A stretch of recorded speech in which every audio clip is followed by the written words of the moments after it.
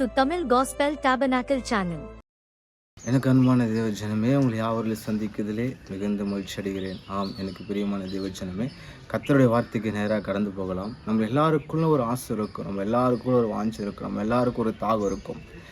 இயேசு கிறிஸ்து ஆண்டவராக இயேசுனோட ஆசீர்வாதத்துக்கு தேவனுடைய ஆசீர்வாதத்தை நம்ம எப்படி பெற்றுக்கொள்கிறது, அவருடைய ஆசீர்வாதத்தை எப்படி நம்மளால் பெற்றுக்கொள்ள முடியும், அவருடைய ஆசீர்வாதத்தை நம்மளால் ஏன் சுதந்திரிக்க முடியல? தேவன் அநேகரை கொண்டு ஆசீர்வதிக்க, அநேகரை கொண்டு பயன்படுத்துகிறார், அநேகரை கொண்டு பெரிய பெரிய காரியங்கள் செய்கிறார். சில நம்மளை கொண்டு ஏன் தேவன் பெரிய பெரிய காரியங்களை செய்ய தாமதம் ஆகுது? ஏன் தேவனுடைய ஆசீர்வாதத்தை நம்மளால் பார்க்க முடியல? தேவனுடைய ஆசீர்வாதத்தை ஏன் நம்மளால் சுதந்திரித்து கொள்ள முடியல? அது மாத்திரம் ஆவியானவர் உங்களோடு விலைக்கு சொல்லிட்டு முடிக்க ஆசைப்படுகிறேன். எனக்கு அன்பான தேவச்சனம், கர்த்தருடைய ஆசீர்வாதத்தை பெறுகிறது ரொம்ப சிம்பிளுங்க, ரொம்ப ஈஸி தான். அவரோட ஆசீர்வாதத்தை தேவன் எல்லாவற்றையும் நம்மளுக்கு ஆசீர்வாதமாக கொடுத்திருக்கிறார். எல்லாவற்றையும் தேவன் நம்மளை ஆசீர்வதித்திருக்கிறார். ஆகிய நம்ம இப்போதே நீங்கள் நானும் ஆசீர்வதிக்கப்பட்ட நாளில் தான் இருக்கிறோம். ஆனால் அந்த ஆசீர்வாதத்தை நம்மளால் ஏன் சுதந்திரித்து கொள்ள முடியல? அந்த ஆசீர்வாதத்தை ஏன் நம்மளால் பார்க்க முடியல? அந்த ஆசீர்வாதத்தை ஏன் நம்ம எல்லைகளை வரலை, நம்மளோட வாழ்க்கையில் நடக்கலை? நம்மளோட உள்ளத்தில் கேள்வி இருக்கிறது. ஆம், அந்த கேள்விக்கு பதில் தான் ஆவியானவர் உங்களோடு பேசிக்கொண்டு இருக்கிறார். பரிசுத்த ஆவியானவர் உங்களோடு பேசிக்கொண்டு இருக்கிறார். எனக்கு அன்பான தேவஜனமே, ஏசாயா எழுதப்பட்ட தீர்க்கதரிசி புஸ்தகத்தில் 43ஆம் அதிகாரத்தில் 18ஆம் வசனம் 19 வசனத்தை வாசிக்கலாம், கேளுங்க. முந்தினவைகளை நினைக்க வேண்டாம், பூர்ணமானவைகளை சிந்திக்க வேண்டாம். இதோ புதிய காரியத்தை செய்கிறேன், இப்போதே அது தோன்றும், நீங்கள் அதை அறியீர்களா? நான் வனாந்திரத்தின் வழியும் அவாந்திரத்தின் வெளியிலே ஆறுகளும் உண்டாக்குவே. அல்லேலூயா. எனக்கு அன்பான தேவஜனமே, முந்தினவைகளை நினைக்க வேண்டாம், பூரணமானவைகளை சிந்திக்க வேண்டாம். கடந்த நாட்கள் உங்களுக்கு மனிதர்களால் சில காரியங்கள் நடந்திருக்கலாம், சில இன்சிடென்ட் நடந்திருக்கலாம், சில இது வந்திருக்கலாம், மனிதரால் நீங்கள் ஏமாற்றப்பட்டு இருக்கலாம், மனிதரால் சில காரியங்கள், தவறான இழப்புகள், சில காரியங்கள், எதிர்பாராத சூழ்நிலைகள் உங்கள் வாழ்க்கையில் நீங்கள் சந்திச்சிருக்கலாம். அதை பற்றியே நீங்கள் சிந்திச்சிருக்கலாம். பட் ஆவியானவர் உங்களோட திட்ட தெளிவான வார்த்தை கொண்டு உங்களோடு பேசுகிறார். முன்னாடி நடந்தவைகளை மறந்துடு, முன்னாடி நடந்த காரியங்களை நீ பற்றி சிந்திக்காத, முன்னாடி நடந்த காரியங்களை பற்றி நீ நினைக்காத.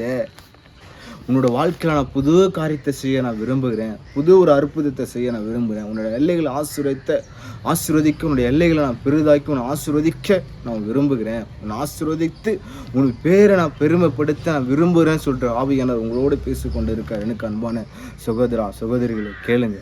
முந்தினவைகளை நினைக்க வேண்டாம், பூரணமானவைகளை சிந்திக்க வேண்டாம். அல்லேலூயா. அப்போது நம்மளோட ஆசீர்வாதத்தை ஏன் தாமதிக்குதுன்னா, நம்மளோட ஆசீர்வாதத்தை ஏன் நம்ம கர்த்தரோட ஆசீர்வாதத்தை, தேவனுடைய ஆசீர்வாதத்தை நம்ம ஆண்டவராக நம்ம தகப்பனுடைய இயேசு கிறிஸ்து நம்மளுக்காக செஞ்சு வச்சு அந்த ஆசீர்வாதத்தை நம்மளுக்காக எல்லாவற்றையும் இந்த உலகத்தில் செஞ்சு வச்சுட்டு போயிட்டார். அந்த ஆசீர்வாதத்தை நம்மளுக்கு கொடுத்த தேவன், நம்ம தகப்பு நம்மளுக்கு கொடுத்த ஆசீர்வாதத்தை ஏன் நம்மளால் சுதந்திரிக்க முடியல? ஏன் நம்மளால் அந்த ஆசீர்வாதத்தை பெற்றுக்கொள்ள முடியல? ஒன்று தான், முன்னாடி நடந்தவைகளை மறந்துடுங்க. முன்னாடி நடந்த காரியங்கள், முன்னாடி நடந்த நிகழ்வான காரியங்கள், தவறான காரியங்கள், தவறான கிரிகள் எல்லாவற்றையும் மறந்து விடுங்க. அது தூக்கி போட்டுருங்க, உள்ளத்திலிருந்து எரிந்து போட்டுருங்க. ஆண்டு சொல்றாரு, நான் புதுசாக செஞ்சிட்டேன்பா, நான் புது காரியத்தை செஞ்சுட்டேன். நீ ஏன் பழசே நினச்சி சிந்திச்சு நிற்கிற? நீ ஏன் பழச காரியங்களே நினச்சி யோசிச்சு நிற்கிற? நான் உனக்காக புது காரியத்தை வச்சிருக்கிறேனே, இதை நீ பார்க்க ஏன் மறுக்கிறாய்? இந்த காரியத்தை பாரு, இந்த இது பாரு. அல்லேலூயா. எனக்கு பிரியமான தேவச்சனமே, நம்மளோட வாழ்க்கையில் ஆண்டவர் இன்னைக்கு இதுக்கு மேலே தான் செய்ய போகிறான்னு இல்லை, ஆல்ரெடி அவர் எல்லாமே நம்மளுக்கு செஞ்சு வச்சுட்டாருயா. அது நம்மளால் சுதந்திரித்து கொள்ளுறது தான் நம்மளுடைய வேலை. நம்மளால் அவ்வளோ ஈஸியாக, அதாவது பரிசுத்த ஆவியான துணையோடு அந்த வார்த்தை நம்மளால் சுதந்திரித்து கொள்ள முடியும். இல்லையா? இந்த உலகத்தில் வெளியேறப்பட்ட சொத்துனா அவரோட வார்த்தை. இந்த வார்த்தையில் இந்த சொத்தை சுதந்திரித்து கொள்வதற்கு தேவனுடைய ஆவியானவர் நம்மளுக்கு கொடுத்திருக்கிறார், துணையாக நம்மளுக்கு கொடுத்திருக்கிறார். அப்போ ஆவியானவர் துணையோடு நம்ம என்ன பண்ண முடியும்? சுதந்திரத்தை கொள்ள முடியும். எனக்கு அன்பான தேவச்சனமே, அப்போ தேவனுடைய வார்த்தை சொல்லுவது, முன்னிலைகளை நினைக்க வேண்டாம், பூர்ணமானவர்களை சிந்திக்க வேண்டாம், இதோ புதிய காரியத்தை செய்கிறேன். அல்லேலூயா. ஆம், எனக்கு பிரியமான தேவஜனமே, இன்னொரு வார்த்தையை உங்களுக்கு காட்டி கொடுக்க ஆசைப்படுகிறேன்.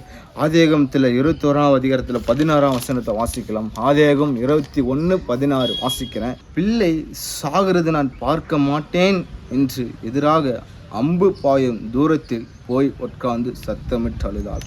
இந்த சம்பவம் யாருக்கு நடக்கிறது அப்படின்னா, ஆகார் என்ற ஒரு ஸ்திரீக்கு நடக்கிறது. ஆபிரகாமோடு மறுமாட்டி இன்னொரு மனைவி தான் ஆகார், அடிமை பெண்ணாக ஆபிரகாம் திருமணம் செய்துட்டார். ஒரு சம்பவம் நடக்குது, ஒரு காரிய நிமித்தம் ஆகார் வெளியே அனுப்பப்படுகிறார். அந்த அதிகாரமாச்சுன்னா ஆபிரகாம் அதிகாலையிலே எழுந்து அப்பத்தையும் துருத்தில் தண்ணி நிரப்பி கொண்டு அவளை ஆகாரம் அனுப்பிச்சுடுவார். தண்ணி செலவழிந்த பின்பு ஒரு செடினிக்கிலே தன் மகனை விட்டுட்டு அம்பு பாயம் தூரத்தில் போயிடுவான். இப்போ அம்பு பாயம் தூரத்தில் போயிட்டு என் பிள்ளை சாகுறது என்னால் பார்க்க முடியலன்னு வசனம் தெளிவாக சொல்கிறது. எனக்கு பிரியமான தேவஜனமே, பிள்ளை சாகுறது நான் பார்க்க மாட்டேன் என்று எதிராக அம்பு பாயும் தூரத்தில் அவர் போய் உட்கார்ந்து சத்தமிட்டு அழுதார். ஆம், எனக்கு பிரியமான தேவஜனமே, 19 வசனம் சொல்லுகிறது, தேவன் அவளுடைய கண்களை திறந்தார். அப்போது அவள் ஒரு தண்ணீரின் துருவை கண்டாள். தேவன் அவளுடைய கண்களை திறந்தார், ஒரு துருவையண்டிலே கண்டார். அப்போது அந்த துருவி புதுசாக உருவானதா இல்லை ஏற்கனவே சிருஷ்டிப்பு நாட்கள் அது உண்டானதா? ஆம், எனக்கு பிரியமான தேவஜனமே, அந்த துறவை சிருஷ்டிப்பு நாட்களே ஆகாரக்காக அந்த துறவை உண்டாக்கப்பட்டது. எனக்கு அன்பான தேவஜனமே, அதே போல தான் நம்ம வாழ்கிறதுக்கும் நம்ம ஆசீர்வாதமாக இருக்கிறதுக்கும் தேவன் தேவன் நம்ம எல்லாவற்றும் இயேசு கிறிஸ்து நமக்கு எல்லாவற்றையும் செஞ்சு முடிச்சுட்டார். எனக்கு அன்பான தேவஜனமே, அப்போ அவன் என்ன பண்ணுறான்னா, அந்த பிள்ளை அழுகிறது தான் அவள் பார்க்குறான். ஆனால் எதிரில் இருக்கிற துருவேண்டியில் அவள் பார்க்க மறுக்கிறான். காரணம் என்னன்னா, பிள்ளை சாகிறது. காரணம் என்னன்னா, நம்ம அநேக நேரங்களில் கடன் பிரச்சனைகள், தொல்லைகள், வேதனைகள் காரியங்கள் சில மனிதரால் ஏமாத்திருப்பாங்க. சில மனிதர் நம்மளுக்கு துரோகம் பண்ணியிருக்கலாம். அதே நினச்சி நம்ம கவலைப்பட்டிருப்போம். கவலைப்படுறதுனால ஒரு மலமும் கூட்டவும் முடியாது, ஒரு மலமும் இறக்க முடியாது. எனக்கு அன்பான தேவஜனமே, அதெல்லாம் நீங்கள் தூக்கி போட்டுருங்க. ஆண்டவர் உங்களை பார்த்து சொல்கிறார், இதோ நான் புதிய காரியத்தை செய்கிறேன், நீ அது கூர்ந்து கவனிக்கலையா? ஆம், எனக்கு பிரியமான தேவஜனமே, உங்களுக்காக தேவன் ஒரு புதிய காரியத்தை செய்கிறார். ஆம், அப்போது அந்த ஆகார் அந்த துறவையை தேவன் கண்களை திறந்தார் தான் போட்டிருக்கு, உண்டு பண்ணினான்னு போடல. அப்போனா கண்களை திறந்து அந்த ஆசீர்வாதத்தை ஆகாருக்கு காட்டினார், அந்த துறவையை காட்டினார். ஆம், எனக்கு அன்பான தேவஜனமே, நம்ம மனுஷனை செஞ்ச காரியங்களை, மனுஷன் செஞ்ச சில காரியங்களை, சில தவறான காரியங்களை குறித்து நம்ம ஒரு நாளும் கலங்க வேண்டாம், ஒரு நாள் பயப்பட வேண்டாம். நம்முடைய கண்களை தேவனுக்கு நேராக, ஒரு வார்த்தைக்கு நேராக ஏறெடுப்போம். அவரே காரியத்தை நடப்பிப்பார். எனக்கு அன்பான தேவஜனமே, கர்த்தருடைய வார்த்தையை விசுவாசிங்க, கர்த்தருடைய வழியில் நடங்க. இந்த உலகத்தில் நம்ம எதுவுமே நம்ம கொண்டு வந்தது கிடையாது, எதுவும் நம்ம கொண்டு போகிறது கிடையாது. எனக்கு அன்பான தேவஜனமே, நீங்கள் எந்த அளவுக்கு நீங்கள் உள்ளான மனுஷனை பலப்படுத்துறீங்களோ, எந்த அளவுக்கு உள்ளான மனுஷனுக்கு நீங்கள் ஜீவ அப்பத்தையும் ஜீவ தண்ணீரை நீங்கள் அந்த மனுஷனுக்கு பகிர்ந்து குடிக்கிறீங்களோ, அந்த அளவுக்கு நீங்கள் அவைக்கிற வாழ்க்கையில் உங்களால் செழிக்க முடியும். எனக்கு அன்பான தேவஜனமே, வருகிற நாட்கள் நீங்கள் கர்த்தருக்குள்ளே எழும்பி பிரகாசிக்கணுமா? நடந்ததை மறந்து விடுங்க. நடக்க போகிறத பற்றி தேவனிடத்தில் பேசுங்க, தேவனிடத்தில் கேளுங்க. அவரே உங்களை வழிநடத்த அவர் போதுமானவராக இருக்கிறார். எனக்கு அன்பான தேவஜனமே, கர்த்தர் உங்களுக்கு ஏற்கனவே ஆசீர்வாதத்தை உண்டு பண்ணி வச்சுட்டார்.